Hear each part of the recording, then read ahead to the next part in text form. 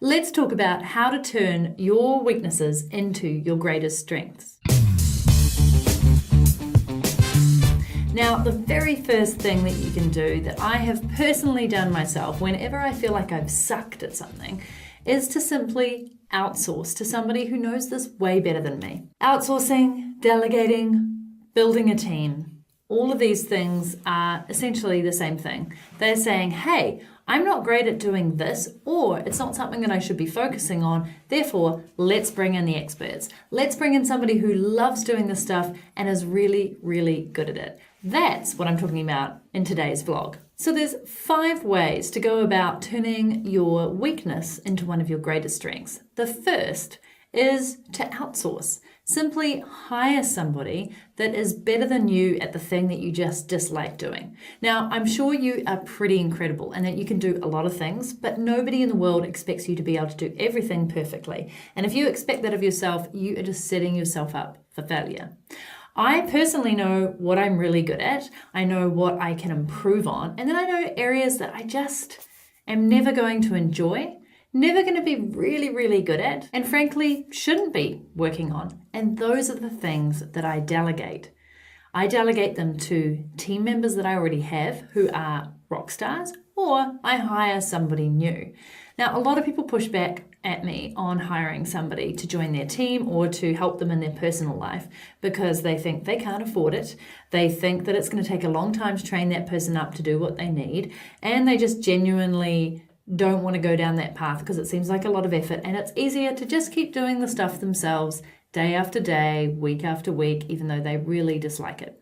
So we're going to stop that. I'm going to do a whole video on how to outsource like a rock star, but for now I'm just going to say hire somebody. Start with just a virtual assistant or a personal assistant who can take some of those admin tasks off your plate. Go to upwork.com. I'll drop some links below this video, but start, even if it's 5 hours a week, and you hire them for $10 to $20 an hour, that $100 worth spent is so much better than you struggling with these tasks that you just don't need to be doing. So that's one way to shift your weaknesses onto somebody who is so good at those things. Step 2 is to dedicate 1 hour a week to becoming more expert in the area that you do love. So whilst yes, you can focus on improving your weaknesses, it's actually far better, and it's been proven to be far more productive to focus on the things you're really good at and getting really freaking good at them, not just good, like amazing at them. So I would much prefer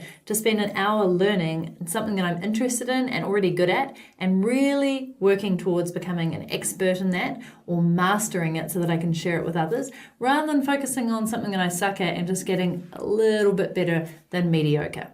Step 3 is to hire a mentor or a coach. So I know recently a lovely dear friend, Emily Utter, shout out to Emily, who is fantastic at sales. She does this all the time. She does it really well. And she hired a sales expert for a considerable amount of money. She posted this on Facebook and she said, why would I hire an expert in an area that I already think I rock at? She's like, because I want to be the best at this, the best in the world, not just really, really good. So Emily was prepared to invest in herself at that point, and she hired a coach in sales specifically. So what area of your life do you want to master? Do you want to be really good at?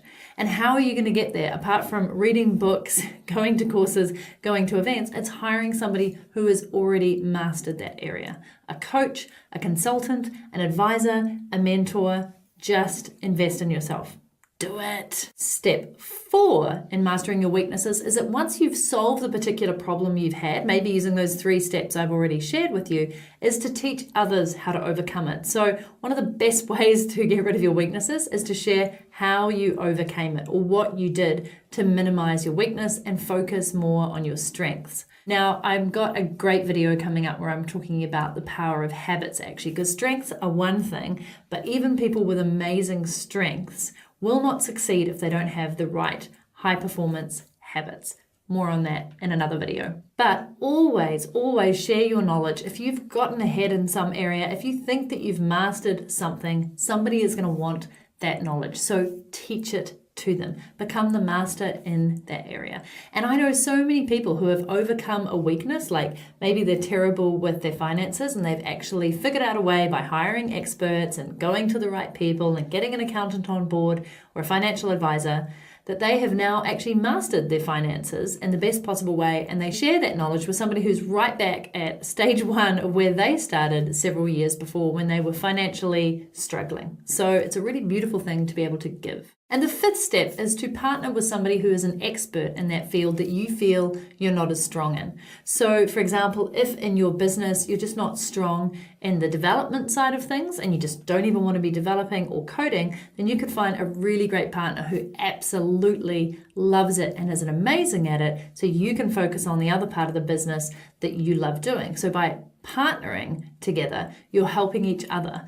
They are likely not going to be fantastic at sales if that's your thing, just because if you've spoken to developers, and I'm partner with one, that's not their jam. They are incredible at figuring out solutions and chunking things down and systemizing things and seeing the way to solve certain problems.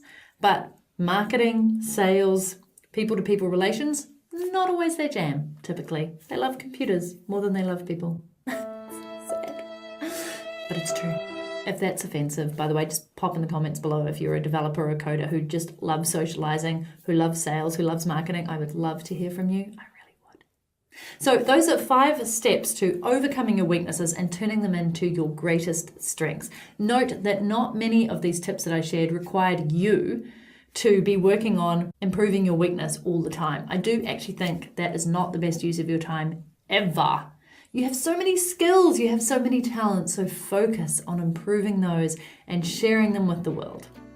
I'm Natalie Sisson, you've been watching this vlog, so thank you.